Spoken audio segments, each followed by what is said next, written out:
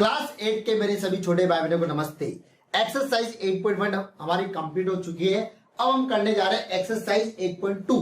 8.2 के अंदर पहले क्या क्या चीज डिलीट हुई है फटाफट से एक बार नोट डाउन कर लो। वैसे आपको पता होगा, जो नई बुक है ना आपके अपडेटेड, उसमें तो पता है, बट बहुत सारे बच्चों के पास 70 से 80% के बाद नई पुरानी बुक ही है, क्योंकि स्कूल वालों ने वो चिपका दी पुराना माल।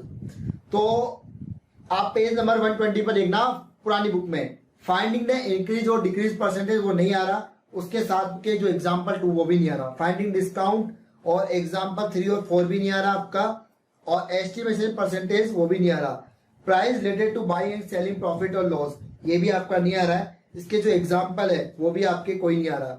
उसके बाद आपको पेज नंबर 124 पर दे रखा ना सेल टैक्स वेट है ना, वो आ रहा है, उसके एग्जाम्पल 8, 9, 10 तीनों आ रहे हैं। एक्सरसाइज 8.2 में 1, 2, 3, 4, 5 और 7 ये क्वेश्चन आपके नहीं आ रहे। क्वेश्चन नंबर 1, 2, 3, 4, 5, 7 ये आपके नहीं आ रहे। अब क्वेश्चन नंबर जो 6 है आपका, वो मैं आपको ओरल समझा रहा हूं, बहुत ही इजी है। 7, 8, 9, 10 ये मैं आपको क्लास में भी करवा दूंगा। क्वेश्चन नंबर 6 कह रहा है, ध्यान सुनना, ड्यूरिंग ए सेल, पहले तो एक चीज बताओ आप मुझे, हमें जो डिस्काउंट मिलता है वो किस पर मिलता है? एमआरपी पर मिलता है, मतलब जो टैग लगा रहता है, आप पीछे घूम के देखते हो ना एक बार, ओ माय गॉड जारा का 3000 की एक चड्डी, तो वो आपको नहीं लेनी थी, बट आपने फिर भी टैग देखा, उसका टैग देख के आप बाहर भाग के आ गए, मम्मी घर चलते। तो ऐसे ही मैं बताना चाह रहा हूं आपको कि जो एमआरपी है, वो एमआरपी आपकी जो टैग लगा रहता है, एक्चुअल प्राइस होती है वो होती है एमआरपी, और जो डिस्काउंट मिलता है वो एमआरपी पर मिलता है। तो during a sale a shop offer a discount off 10% on MRP mark price of all items. ठीक है, डिस्काउंट कितना मिल रहा है उसको? 10% का। What would a customer have to pay for a pair of jeans mark, मतलब एक जींस है 1450 की, ये तो अपने टाइप का कैटेगरी का दिखता है, और 2 शर्ट्स की प्राइस है 850 ईच। यहां पर एक वर्ड दे रखा है ईच, ये वेरी इंपॉर्टेंट वर्ड है। मतलब कहने का मतलब है एक जींस की कॉस्ट है 1450 है ना, 1450, और 2 जींस की, एक जींस की कॉस्ट 850 है, दूसरी की भी 850 है, इसलिए ईच कह रहा है। ठीक है, बात समझ में आ रही है?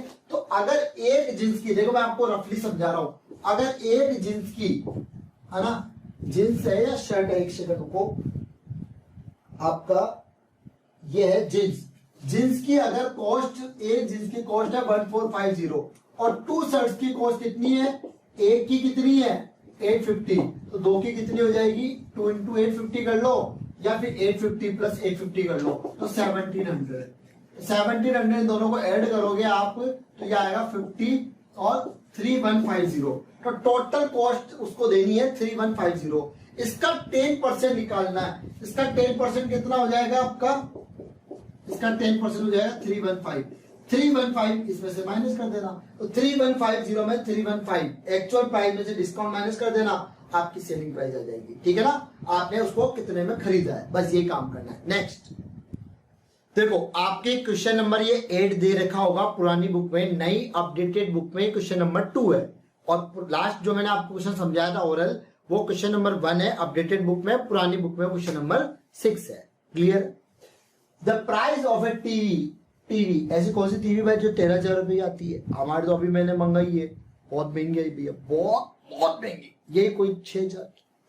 तो द सेल्स टैक्स चार्ज और it is the rate of 12%। ये कह रहा है कि टीवी की जो है, टीवी की जो एक्चुअल प्राइस है वो 13,000 है, उस पर 12% वो टैक्स और लगाएगा अभी, तो उसकी एक्चुअल अमाउंट क्या है जो वो उसको दुकान वाले को मुंह पे फेंक के मारेगा।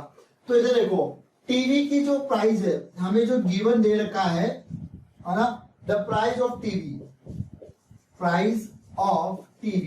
कितनी है? 13,000। भैया हर चीज लिखनी है आपको गिवन, उसके बाद तो उस पर कितना टैक्स लगा रहा है, वो टैक्स लगा रहा है वो उस पर 12%।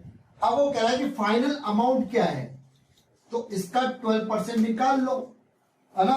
आप इसको भी 2 तरीके से कर सकते हो, या तो इसका 12% निकाल कर इसमें ऐड कर देना, है ना, जो टैक्स निकाल कर वो ऐड कर देना, या फिर एक काम और कर सकते हो भाई, 12% तो 100% के बाद जो 12% पर टैक्स लगाएगा, भाई कहने का मतलब है 100 तो पहले था, उसके बाद जो 12% लगा रहा है, तो कितना लगा रहा है? 1.2%, तो ऐसे करके भी आप लगा सकते हो, इसका सीधा 1.2% निकाल लो तो भी आंसर आ जाएगा। या फिर पहले आप इसका टैक्स निकाल लो, तो 00 से 00 कट गया तो ये हो जाएगा 130 इंटू 12, तो ये 13 इंटू 12 हो जाएगा आपका 26, तो ये हो जाएगा आपका 1560।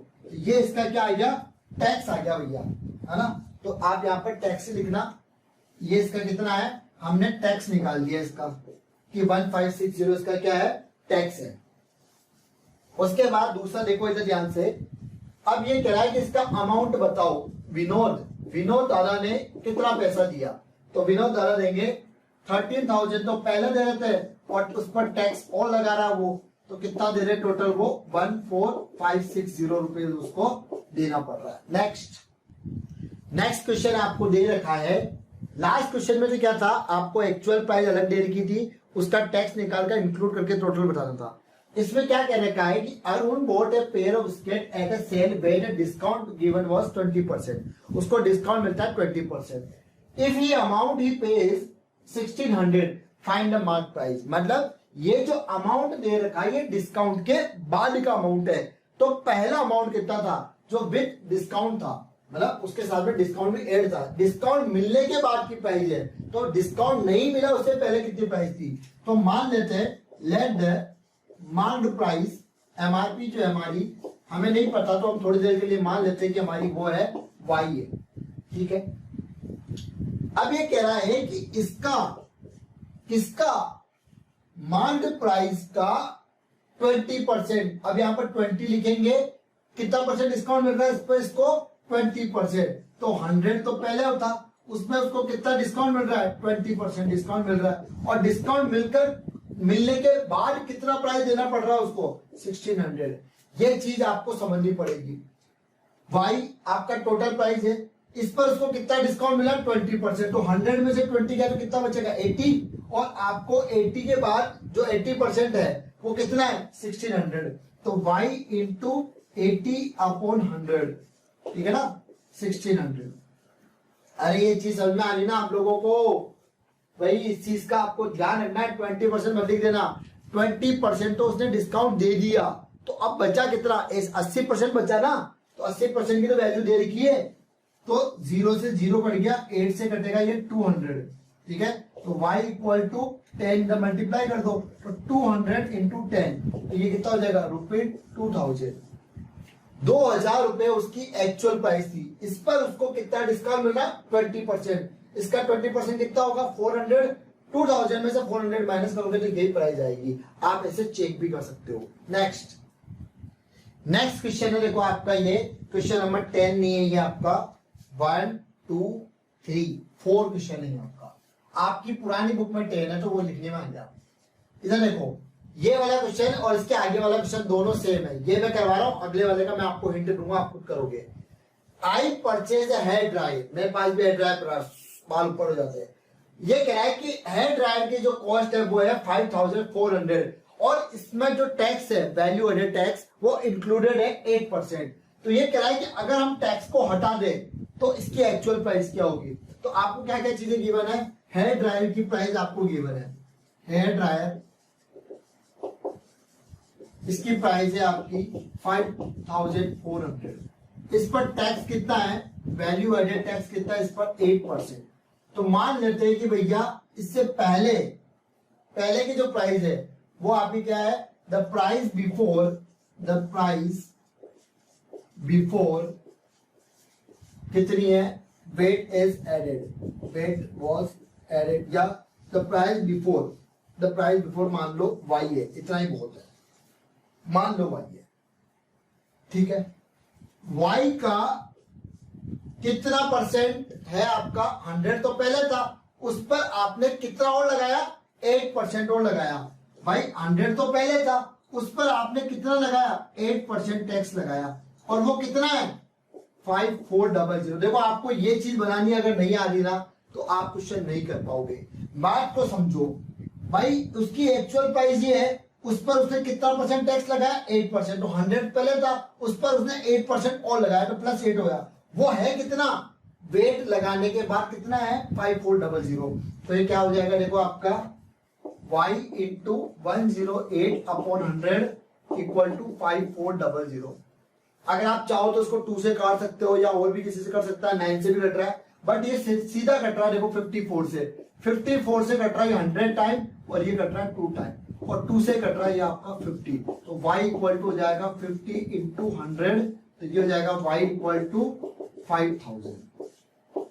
तो अगर टैक्स हटा दे तो इसकी वैल्यू है 5000, और 5000 में अगर आप 8% निकालोगे ना तो कितना आ रहा है 400 इसमें ऐड करो, वही आ रहा है। अब नेक्स्ट क्वेश्चन जो है आपका, वो मैं आपको हिंट दे रहा हूं, सेम ऐसा ही है।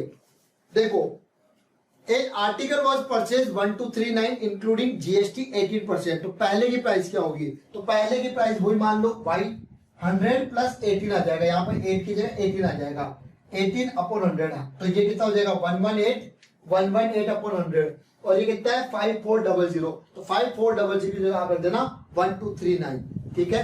अब एक चीज देखो, इसको फटाफट से आप लिख लो, मैं यही मिटा के आपको बस उसकी कैलकुलेशन समझा रहा हूं, क्योंकि कैलकुलेशन में आप मिस्टेक करोगे वरना। तो देखो क्या करना है आपको, दिख रहा है थोड़ा सा, y into 118 upon 100 equal to 1239, ये आपको करना है, ठीक है। तो अगर आपका देखो, इसको काट लो आप, जिससे भी कट रहा है ये आपका सीधा, देखो इसे काटो आप इसको 59, और ये आपका कट रहा है 2 से काटा मैंने 59 आपका, देखो इसको काटो आप 1239 को, तो ये हो जाएगा आपका 2 टाइम 18, 5 और 10 11, तो ये हो जाएगा 59 1, तो 21 टाइम कट रहा आपका ये। तो y इक्वल टू 21 इंटू 50, तो ये हो जाएगा 1050। सिंपल, सीधा काटना आना चाहिए, दोनों को 2 से काटा, फिर 59 को 1239 को 59 से काटा, 21 इंटू 50 1050। मतलब टैक्स के पहले उसकी प्राइस कितनी थी 1050। तो कर लोगे ना, पूरे क्वेश्चन का हिंट दे दिया, अब तो क्या पूरे करवाई दिया, अब क्या है, ठीक है। तो ये आपकी 8.2 कंप्लीट हो चुकी है, और आप चाहो तो इसको ना 7.2 भी मान सकते हो, क्योंकि यहाँ पे मैंने चैप्टर 7 लिख रखा है, तो इसको भी 7.2 ही कर दो आप, ठीक है ना, ताकि उसको भी 8.1 पहले हो गई, तो 8.1 मतलब पुरानी बुक के अकॉर्डिंग, नई बुक के अकॉर्डिंग 7.1, और ये 7.2। अब हम करने जा रहे हैं 7.3, जो नेक्स्ट वीडियो में आपको मिलेगी। राम राम सभी।